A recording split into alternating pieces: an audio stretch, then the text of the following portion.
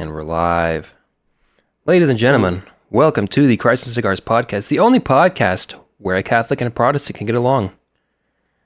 That doesn't happen. We don't get along. We don't get along. We've never gotten along once in our life. Jacob, how would you describe what the point of the podcast is as episode 1? We're going to sit down. We're going to hopefully eventually smoke cigars and talk about God. And That's as it. well as current events going on in the world that may be relevant Yes. to our daily lives. But first thing I want to Creating do... a factor of God with them. Yes. First thing I do want to do is go ahead and give introductions. That way you guys know who we are. So I'll let you go first. Just give a little background of your faith story and who you are as a person, and then I guess I'll go. Ooh, I like that. I'm Jacob. I grew up in a Christian household that honestly hardly ever went to church or even talked about God. They just claimed Christianity. So I never really saw the influence of God in my life until I got into high school, where I was severely bullied and went to youth group and just found a good community there. And then found a good community, and I decided I want to try the Christ thing out. Got baptized in high school, and I really started trying to be more outward and radical about my faith in the past few years. Good. Well, I'm Andrew. I had a completely opposite upbringing. I was a staunch atheist for about 20 years of my life. Grew up not spiritual or religious at all. In fact, I was the antithesis of what Christianity is. I did not want anything to do with it because like a lot of atheists, I think, I didn't want to be responsible for my actions. I didn't want an authority over me. I wanted to be the authority. But in 2021, 22, I moved out here and I was alone. I wasn't with my family anymore, and it really got me thinking about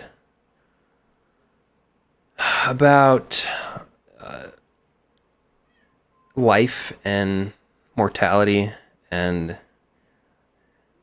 the state of the universe, how everything came to be. And there was a low point a little while after I moved out here where I hit a pretty bad stage of depression, and I decided I wanted to go on a spiritual journey, just to try to find some sort of purpose, some sort of happiness. So I originally started with Buddhism. I tried that for about a day. Didn't really go so well. Just didn't feel right. I looked into Islam for a little bit. That also just didn't feel right. I had accepted God as a truth at this point, but the Islamic faith, the Muslim faith, just doesn't appeal to what I believe.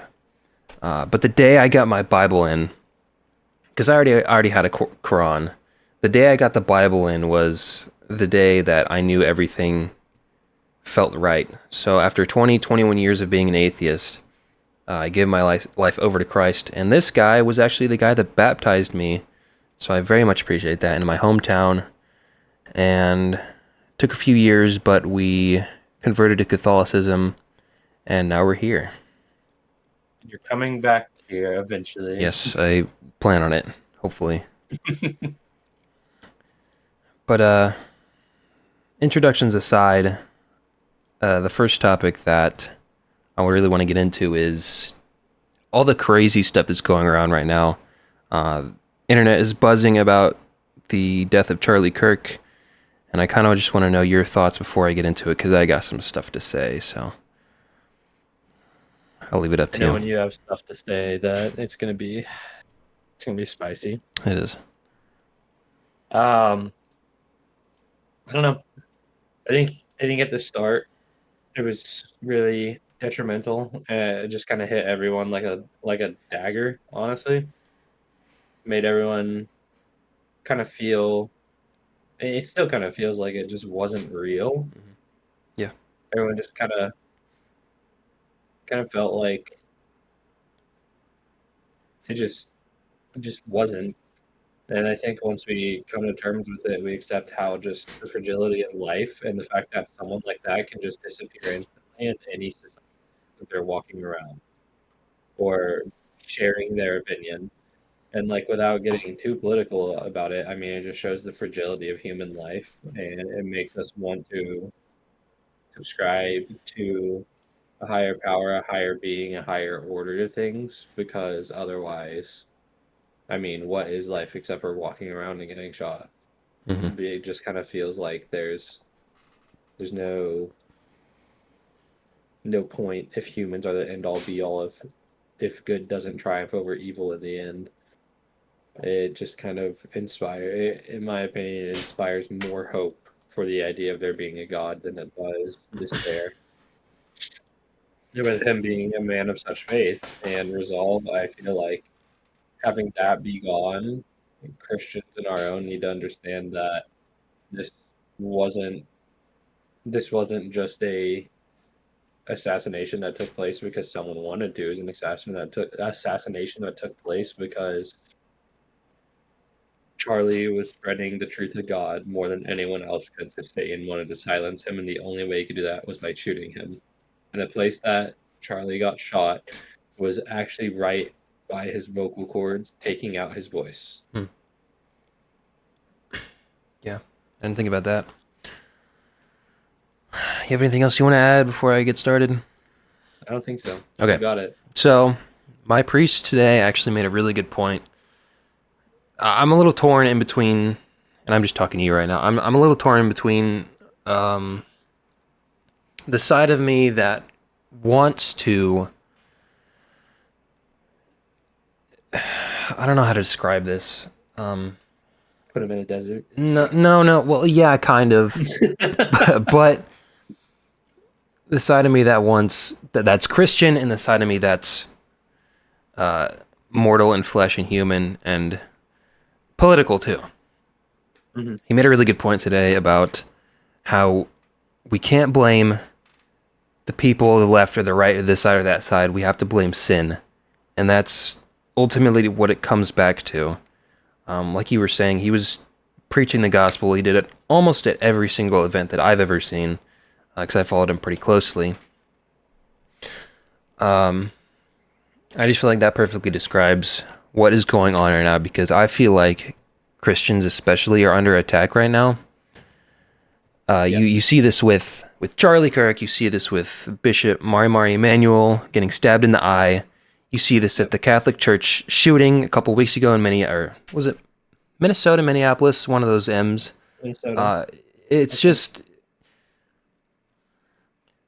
Or no, there's a different shooting in Minnesota. I think the Catholic Church was in Minneapolis. Somewhere up north. Yeah. Don't you know? It just kind of makes you think that the time is near, and it's time to get right with God. Enough. Yeah. It's not. We need to stop messing around. I think It's getting serious. The way I see it is, I mean, at the end of the day, it's not about politics anymore. It does perfectly describe that it's by sin, because what I said to someone at one point was that person wasn't a leftist or a rightist. He wasn't a Democrat or a Republican. He was sick in the head because he was influenced by sin. Yeah. I wouldn't necessarily say that we're at war with a particular ideology, rather that this is a spiritual battle, a spiritual war that we aren't going to win until the very end. We're going to keep dying. We're going to keep getting attacked. We're not going to win until we die. Mm-hmm. Like, our death of keeping our faith will be how we win. And we will die before we hit 70 in this age. We're not going to have our perfect old age retirement where we build a family and have grandkids. We're most likely going to die. I'm There's going to be some shit that goes on. yeah, I am I mean obviously nobody knows the time um except for the Father, but I believe that he's coming back in our lifetimes. 100%. Um but Jesus It's is the so only hope. The only thing that can save us now is him. It's not going to be your carry on, the Glock strapped to your hip. It's not going to be uh, by trying to negotiate with these people. It's going to be by trying to get right with God and making sure that you're doing everything you can to speak to others, which is brings me to another point, which is why we're doing this in the first place. We've been talking about this for a while, but uh, I think his death really sped up the process of getting this going because it's more important now more than ever to spread the word. Jesus commanded us to go forth and spread the gospel in the name of the Father, Son, and the Holy Spirit. And I don't know about you, but I can't just go out in the street and preach to people and put my safety in jeopardy. So just doing whatever you can to spread the word is so important, even if it's doing something like this. But I'm not bothered by my own safety, but I'm just not a loud person. I'm a one-on-one talker. yeah, I'm not a person who inspires. I'm a person who helps. and I think he So, understands that. I think well, street yeah, preaching isn't for everybody. that's the strengths he gave me. hmm So I'm supposed to do something with that, which is why I lead small group, because I'm able to have these conversations and influence the youth and these kids. Some of them may go on to be evangelists, street preachers, whatever, and do that instead of me doing that. What's important is spreading the word, and I feel like Yep. that's why I'm so concerned over my own safety. Is because I know pretty much everybody in my life, except for you, um, is don't want to say non-believer, but they don't know the Lord. So Yep. I'd be really upset if I died before I was able to save them, or at least plant the seed that allows Mm-hmm. them to be saved. Yep. That's what I've been trying to do. I've just been trying to plant the seeds, man. I've just been making sure that I talk about it when it comes up and I don't sit here and say, oh, well, they might not want to hear about it. No, I just talk about it. Well, I mean, I play. Yeah, it doesn't matter if they don't want to hear about it because you did exactly. that to me. You tried to plant this. You prayed for me for so long, and I don't know if it was that or my own volition. But this brings up an important question: is should you even bother trying to talk to the people who are the Satanists and the atheists and try to get them to think about opening their minds to the thought of Christianity? And I think that you should, because that's what God would want you to do. Even if it doesn't work, you have to try. Because sometimes, in my case, it did work.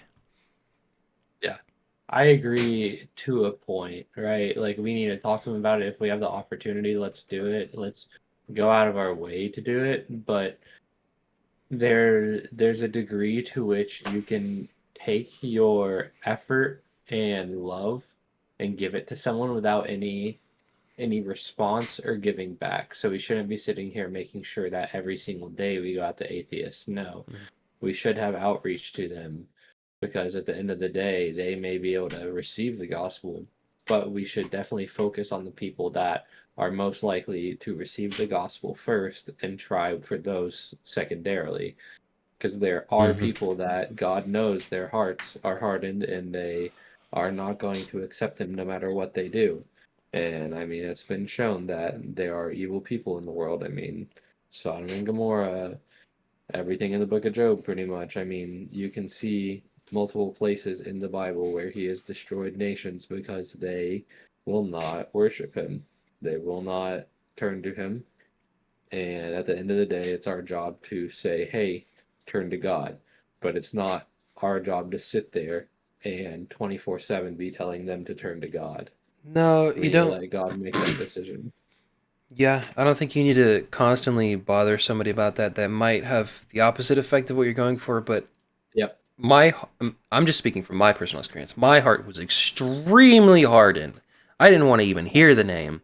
And now I feel like I'm one of the most radical people. Yeah. I mean, I'm Catholic, so, there's that. But Pretty radical. pretty radical, Only second to Zionists. of course. No, but I don't want to get away from this topic quite yet. Yeah. I still want to talk about Kirk for a little longer. His death, like I was saying, isn't going to have the effect that they think it's going to have. And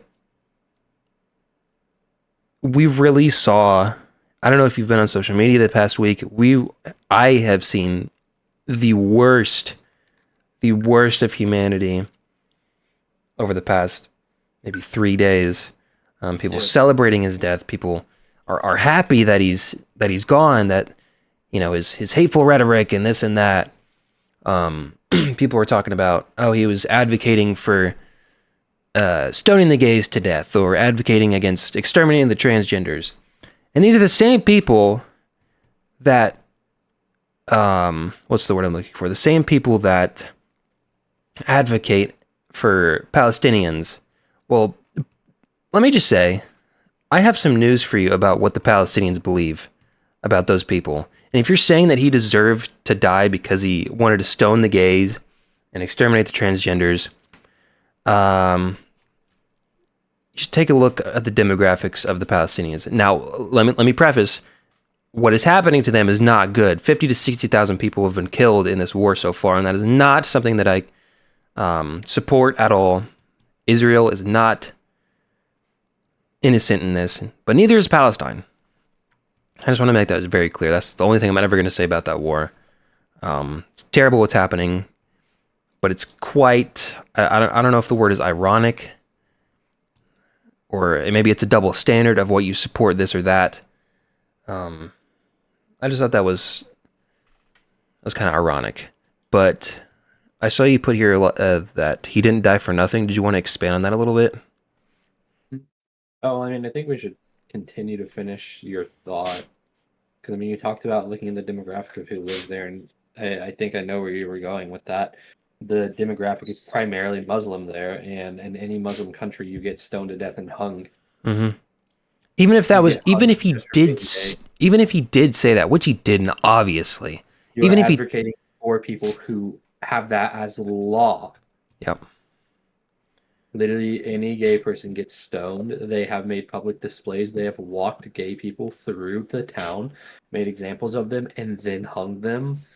Like, they do not like gay people. They do not like trans people. Like, you're advocating for people that like that, and then getting upset with someone who didn't say that, but you believe implied it. Yeah, I mean, again, we do not support what is going on over there whatsoever. It's an absolute tragedy. However, you need to take a long look and think about what you're saying before you say it. Because saying that he deserved that because he this or that, I mean, that's all I'm going to say about that. But there's no excuse to degrade humans' life, to assign a worth less than your own to another human's life. They're just as valuable as you. You're just as valuable as them. Under no circumstances is it okay to value someone as less than yourself. Mm-hmm.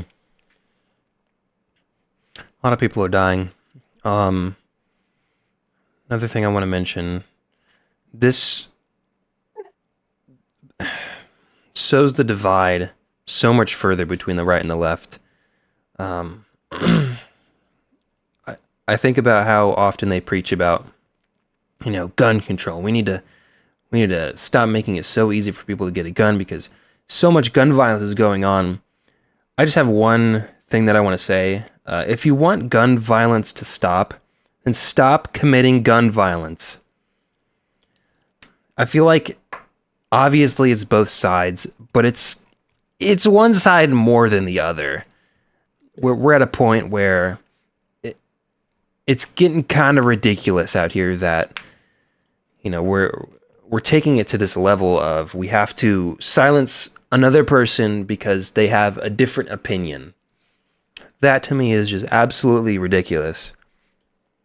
Damn, I was gonna say I think something else. if we also want to stop gun violence, we need to stop degrading the value of people, kind of like how I just touched. But there are so many news channels where instead of attacking ideas, we're attacking people. We're calling certain people labels. We're labeling people. And whenever you label people, you forget you are not able to see them as anything but that. And that's really why I believe there's so much gun violence on the left. I don't know why it happens on the right, but on the left, it's because we're assigning labels. They're labeling the right as Nazis. Mm-hmm.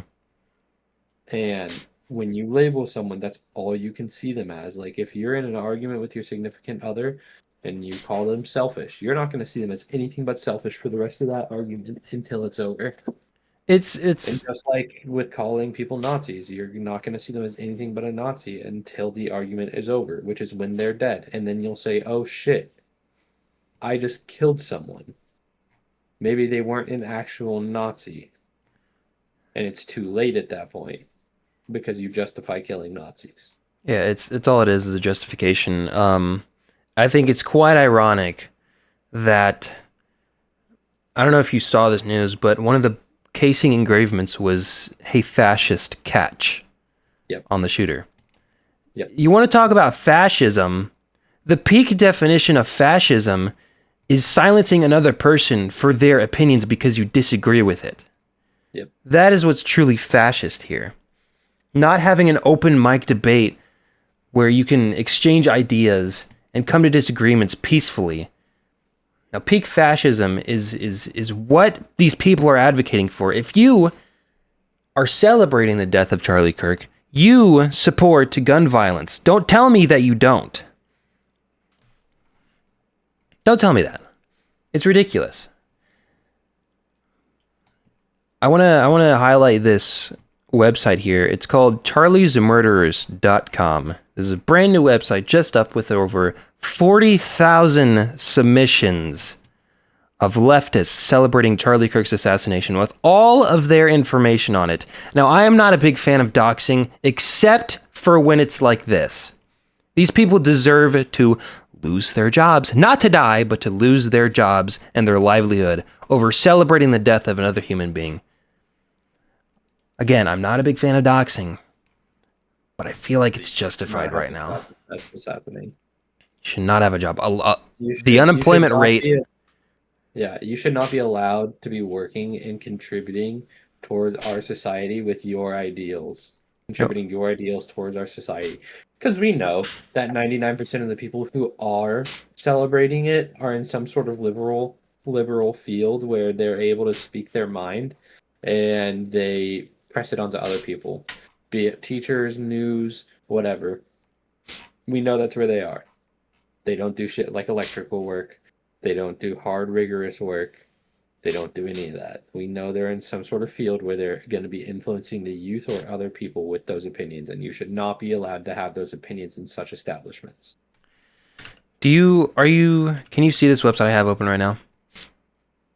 1 second. I'm screen sharing it right now. Yes. But all it takes is about 5 seconds of looking at what these people are saying to realize that we can't live with these people. We can't negotiate with them. You can't be amongst them. I know several people who have cut off their family members for voting for Trump or voting for the right. They cut off their family members for that. And they kill us for that. I'm not a big fan of cutting off anybody. But for shit like this, I think it's completely justified to remove these people entirely from your life. In a Go up two people. One more. An associate attorney. No. Yeah, those two associate attorneys.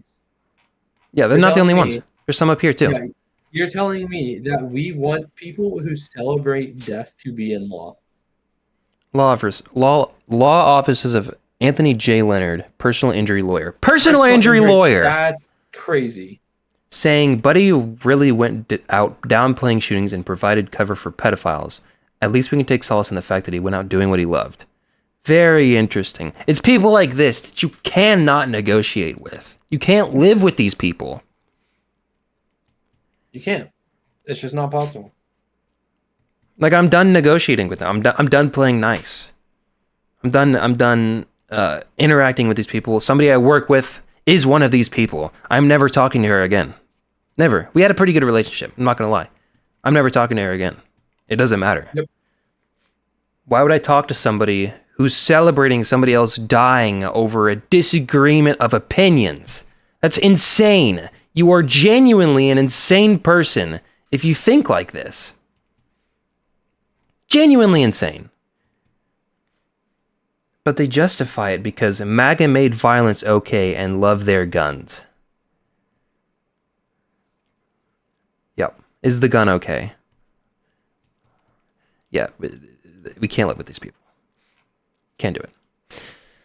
I want to move on, though, from Charlie Kirk to, who's this, Irina?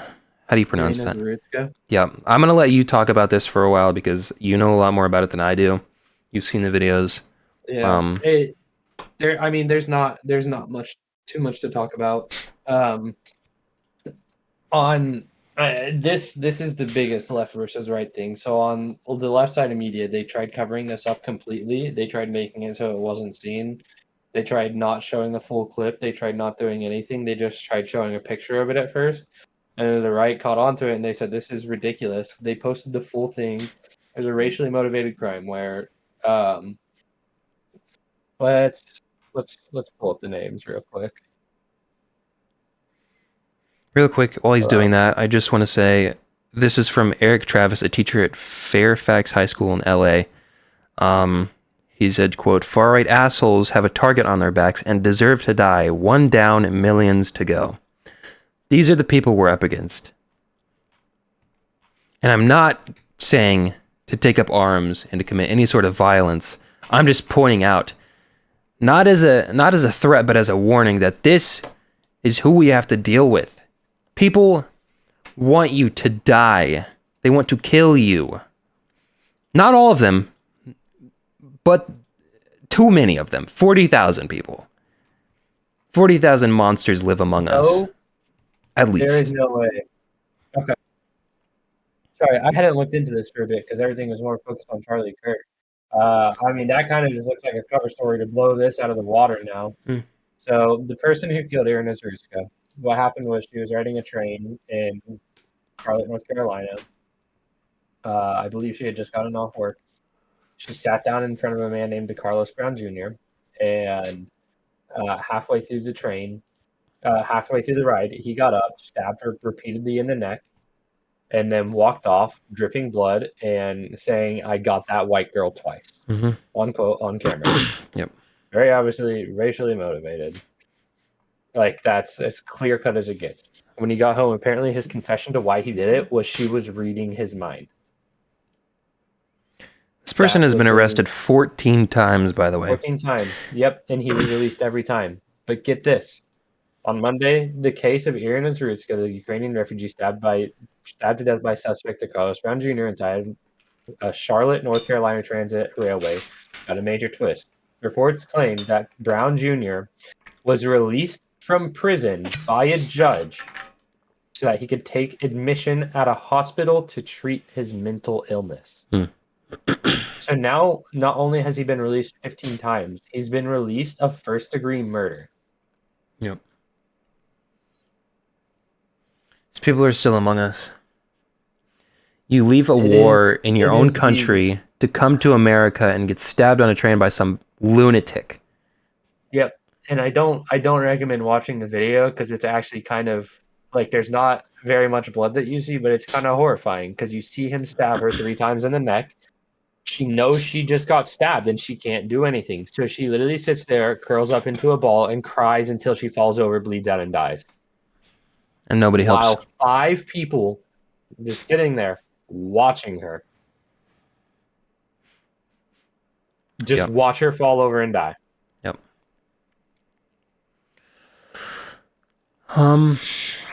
And it's honestly just ridiculous that we have this going on.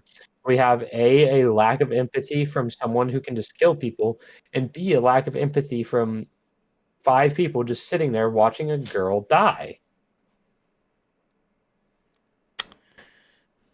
Yeah. I'm going to say, as a warning for your own safety, stop taking public transit. Please. Yep. Please. Like, I remember last year, maybe it was this year, that there was a video going around of some guy just lit somebody on fire in the train and nobody did anything. She just burned there. It was kind of eerie to watch. She just burned alive in the train. There was a police officer there. Nobody did anything. Stop taking the public trains, please. Yep. Public transportation is not what it used to be. And if you It do, used to be safe. It used to be the best means. We now have cars. We now have bicycles. Get a bicycle, like, please. and if you Would you rather take 10 more minutes to commute to work every day or die? that's what it's come to. If you do have to take the public transit, you need to have the utmost spatial awareness in that situation, because somebody could just stab you for no reason and it's not even your fault, and you sit there and die and people watch you and nobody helps. It's crazy. They'll get released out of prison. And a slap on the For the wrist. 15th time. Like, what are we doing? Yep, and then they'll get paid their health insurance, their medical treatment paid for. So, yeah. I do want to play this. I'm going to stop the music for a second. I want you guys to hear this because this is pretty accurate from what I understand. So, are you watching the screen share? Yeah. A black man stabbed a white female refugee from Ukraine for no reason, and now people think it was somehow racially motivated because he said, "I got that white girl." That makes no sense, Brian. Do people not understand this man is a victim because he's black? You're exactly right, Rachel. This man is a victim. In fact, he's been a victim 14 times. Luckily, every time there was an incident, the courts felt bad because he's black and let him go. Now social media is trying to paint him as some kind of vicious killer just because he's black. Oh, please. That woman must have done something to provoke him, right? Well, obviously, Rachel, she's white. It's pretty hard to tell in the video. She appears to just be sitting there minding her own business, not doing anything at all. But then I saw she's wearing a hat. So I'm thinking the back of her hat must have said the N-word or something. Ooh, I think you're right, Brian. That must be why the victim felt scared and attacked her. There's only one way to know for sure. We have to speak to an expert on victims. There's only one man alive who could prove we're correct. So you think you can help us identify what was on that woman's hat, Jesse? Of course I can. I'm Jesse Smollett. Nobody knows victims better than I do. I'm actually glad you came to me because I did a little research before you got here. It's clear that this woman provoked her victim attacker, but it's not because of what was on her hat. Then what was it? You should prepare yourselves. The answer is far worse than you could ever possibly imagine. That black man was provoked because hundreds of years ago white people had slaves. Oh my god, no wonder the victim was so violent. That woman was white and white people had slaves a long time ago. Rachel, I think we have what we're looking for. Now, I want to say that video was supposed to be a parody, but it's not a parody. That is how they're portraying this. That is what happened.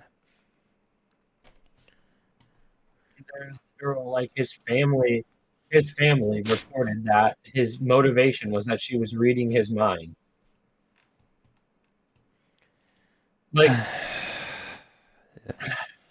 they don't want to put that on there though because they know that then destroys their narrative.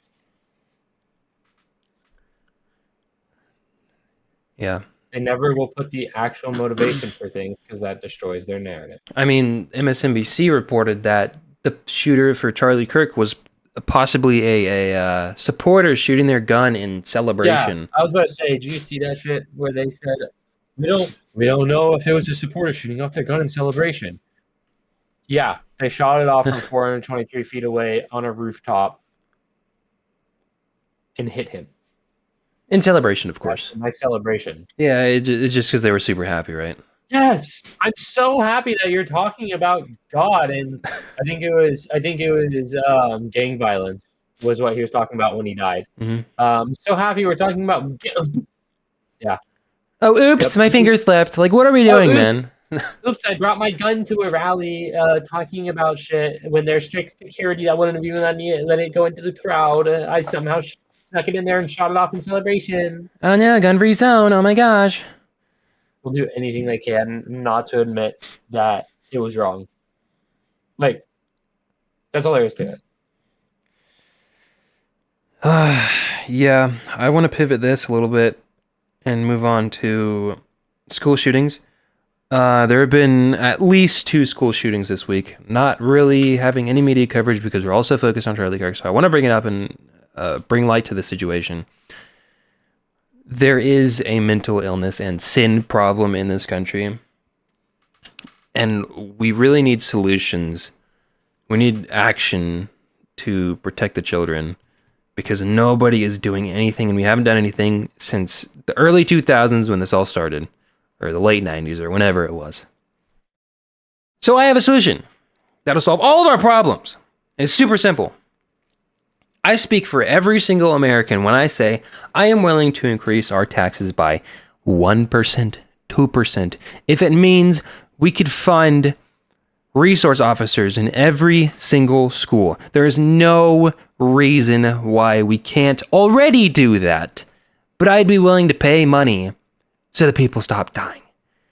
But the counter argument is, oh, we don't want our schools to feel like a prison. We don't want our schools to feel like a military base. Jacob, you and I both went to school with a resource officer. How did you feel about having them in the building at all times? I felt great about having them there.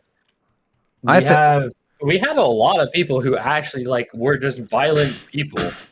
I feel like if he wasn't there and he didn't get along with people like Skyler would have shot someone, if I'm being completely honest. Well, he did end up passing away, unfortunately, but... He did, due to gang violence, because he was in a shoot-off. Mm-hmm. So I wouldn't have been surprised if he brought a gun to school. I felt so... And I feel like that stops it. I felt so much more safe having a resource officer. It didn't feel like a prison. It felt like there was a police officer keeping the peace in our school. It felt like there was someone on my side if something went wrong. It felt like there was somebody there who would have stopped a threat if somebody ever came into the building wanting to hurt people. That's what it felt like. It didn't feel like a prison. I just don't understand why we can't do this. You need personable police officers, and that's honestly not that hard. That's what they want to be. They don't want to sit here and have to hit fucking ticket quotas all day. Sit here and do all of this work where they have to sit there for 6 hours and not get anything because they're in a low crime area. They don't want to have to fight not to be in high crime areas like the hood. They want to be somewhere where they make people feel safe and protect them. When people see them on the road, they say, oh crap, I can't speed, otherwise he's going to pull me over. Mm-hmm. Or motorcyclists say, oh, well, time to run. That's the only reaction you get out of them. They want to be people that are personable and protecting. That is also, in my opinion, one of the reasons for a increase in police brutality, because they're just tired. They hate their job because that's all they do. They don't actually do cop work anymore. I mean, it could be. I don't know how. But yeah, how true that. Back to the point of having officers on campus. I mean, gee, the best analogy I have is, I wonder why there isn't more gun violence at gun rallies. I mean, there's guns there, right? Yep. Right? Oh, well, they don't do it because they're at fear of getting shot because everyone else is armed. People aren't going to die for something like that. Everyone is going to try and get away. If it is not a high value individual, someone like the president, they're not going to kill them point blank. They're not going to bring a gun directly there and shoot them if they feel like their life is in danger instead. Or like a shooting range or something. Yeah. They're like it's just not going to happen. And I mean, you can also obviously offer this, make the argument that at a gun range and at a gun rally that there aren't people there who they want to kill because they're always upset at a certain individual. Okay, well, the left is upset with people that promote guns. And yeah, when somebody dies on our side, they cheer it on. Yeah. Like, okay, man. Like that is literally their direct target. People at a gun rally. It is all right wingers that like guns in the USA. That's all it is. They just bring guns and American flags. That is their target group. You can't say it's not. So why doesn't it happen there? Why does it not happen there? Because they are at fear of their own death. They will not die for something like that they know is actually pointless to do. It's not even like specifically gun violence that they commit either. It's just day-to-day assaults. Yeah. You see the people at TFP Student Action, like you and I were going to go to that protest, but that didn't end up happening. They get assaulted almost every time they go out, and all that they do is preach the gospel and advocate for a Christian nation and Christian beliefs. That's all they do. And they get assaulted every time they go out. These people don't like you. They just don't. No, they don't even like themselves either. Because you know what? A few days ago, there was a... oh, gosh. I should have wrote this down. There was a Democratic... there's a Democratic individual who shot and killed a Democratic representative who had voted for something involving immigration, and they voted yes instead of no, which passed a bill. So when they went home that night, they decided to go out and kill the person who voted yes and attempted to kill the husband as well. They don't even like themselves. I'll look that up so we can see who that is and fact check that. But while you're doing that, I will say that brings up a good point. You look at people responding to the violence like Dean Withers or Parker. I have a lot more respect for them. I just don't respect them, but I have a lot more respect for them now that they're disavowing the shooter and all the violence, the political violence, that their side is dishing out.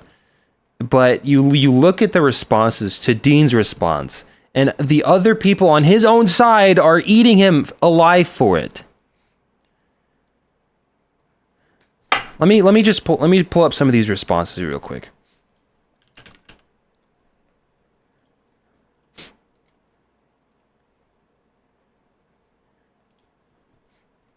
Of course, the people on the right are eating him alive too. Yeah, and imagine having to apologize for saying that someone shouldn't have died.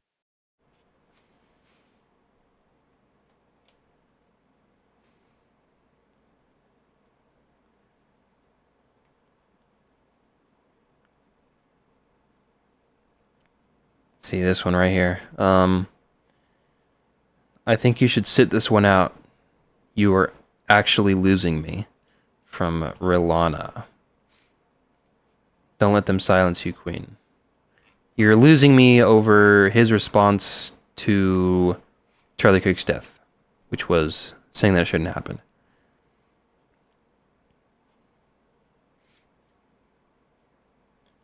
And it's actually interesting. There are a lot more people supporting him.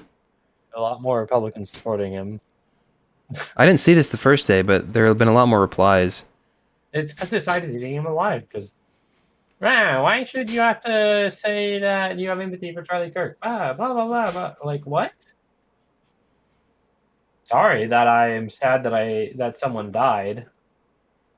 This is what I'm talking about. Okay, a reply from Falcon Arrow. I never liked you, Dean. In fact, I think you were downright irritating and annoying. That said, realizing who you're explaining yourself to, it ain't us. It's the they, thems, and everything in between. Your reaction is sincere and genuine. Don't let those people take away your humanity. Never apologize for being authentic. It's very interesting that your opponents are the ones sticking their necks out for you, and the people on your own side are criticizing you for having empathy for a man getting killed that you've interacted with. These people don't know who he is. You spoke to the man before, and you have empathy for him. I'm just going to say this. If you're listening, if there's any sort of possibility that you're hearing this right now, these people only like you because you're on their side. I think it's time to come over to the right. Yep. Bro, you don't have to apologize for having basic human decency with 3.1k likes. I mean,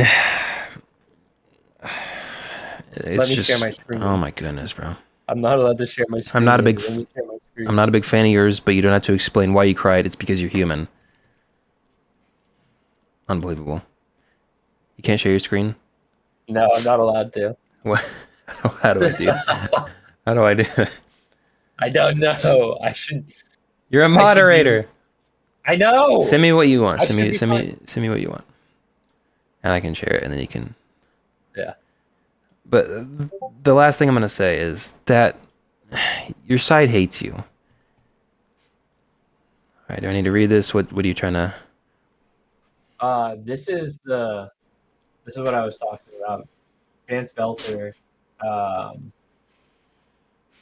shot John and Yvette Hoffman after the passing of a certain girl, which that's like the whole thing over there. But I'll just read this out. Vance Bolter, 57, has been indicted on 6 federal charges in connection with the stalking and murders of Minnesota House of Representatives Speaker Emerita Melissa Hortman and her husband Mark Hortman, the stalking and shooting of Minnesota State Senator John Hoffman and his wife Yvette, and the attempted shooting of their daughter Hope, announced acting U.S. Attorney Joseph Thompson. Vance Bolter planned and carried out a night of terror that shook Minnesota to its core, targeted political assassinations, the likes of which we have never seen in Minnesota. And this is confirmed that it was political because of the bill that they passed. What were you saying? it doesn't seem like it was a bill that they passed, but I mean, it just seems like it was political views. Yeah, it was specifically out for political parties though, so we went for Democratic political parties. But this is a long article. Maybe I misunderstood, but pretty much, I mean, we have Dems shooting Dems. Vance Belter was apparently a prominent Democratic, according to sources. And then he went after Democratic politicals. So that's always enjoyable, right? They're killing their own people because probably he didn't agree with someone. That's it. Even if this guy was on the right, doesn't get into it. even if this guy was on the right, obviously we condemn this behavior. Obviously it's bad. We don't say that they deserved it. Yep. That's the difference. Rest in peace to the people that died. Yep. Nobody deserves that. Under no circumstance should anyone have to die to violence. Like what? You know, I thought about getting into politics for a while. The only No. one has the right to tell someone they can die is God. Yeah. And I guess that brings us to our last point here. You're trying to judge the value of people. Yep. Only God That's what can you're judge doing. us. And last thing I want to leave this off on is Jesus is the only hope for our society. I would encourage you, if you're open-minded, to just think about your mortality and if there's life after death, maybe. I don't really even know what to say anymore, except for God is the only thing that can save us. If you're tired of people trying to be God and determine what's right for themselves and be what's correct in just being so far off base, and you know deep down that this is not morally how we were assigned at birth and morally how we believe, and you know that the way you are hardwired and the way that you know is the truth is not what these are showing, turn to Christ. See his teachings, see that he is the one who hardwired you that way, the one that made you have these morals, the one who instilled them in day one, and understand that he is the way, the truth, and the life. He created you, he created this whole world. He's going to come back, but he is also not the one who condemns the one that creates this violence. It's the fact that he gave us free will and that people have abused it. People have used it and turned against him because they want to be their own God. They want to be God. Yeah. Agreed.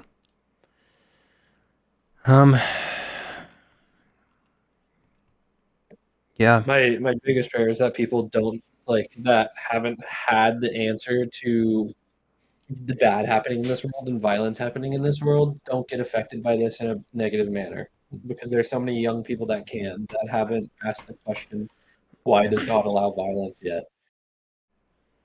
And to answer that, God allows violence because he allows us to have free will, because he's instilled these morals and values into us, and the way he has defined love and the way we see love and feel love and know love.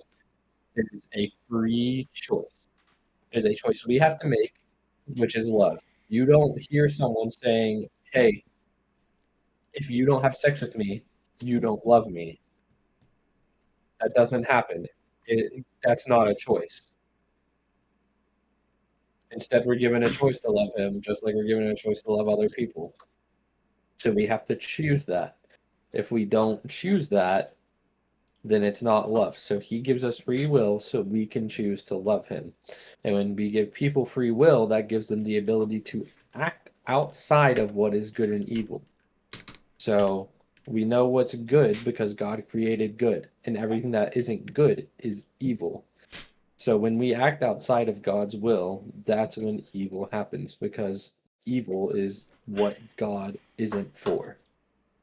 So evil happens at the end of the day because he gave us free will, and people decide to act outside of his will. It is not his fault that evil happens. Well, I guess in a sense it is, because he created good, but if he eliminates all evil, then Everybody dies. everybody fucking dies. So there's a few ways to that people respond to that, and it's, well, why doesn't he eliminate all evil? Everyone dies. Why did he create those people? Because he loves you, and he created you with the hope of you coming to him. And he is not. If you are homophobic and your kid is gay, are you gonna kill them? Me personally, no. That's the answer to that. That's the answer to that. That's the answer to why doesn't God just make us not exist? That's literally like saying my kid is homophobic, so I'm gonna kill him. Because God sees our entire lifetime. God sees us from when we're 0 to 70. Right now. He could just and to say, oh, they're not going to exist is literally the equivalent of just killing your child because they're homosexual. He would be killing us just because we're evil and we sinned. So there's in no way any justification that evil is by God. God is good. Evil is what is not within his will, so he doesn't want anyone to do that. Yeah. Sin is just the absence of God's will. That's all it is. Yep. Exactly. And when you have a nation that's become secular and moved away from God, this is the kind of stuff that's just going to keep happening. We need to return to Christ. End of story. Return to our Creator. Return to Cinder. Yep.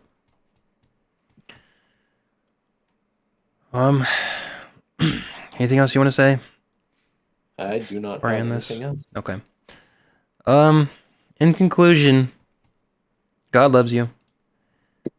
He wants you to come to him. Ladies and gentlemen, this has been another episode of the Christ and Cigars podcast. The first episode, not another. Oh, it's another. It's another. Oh, okay.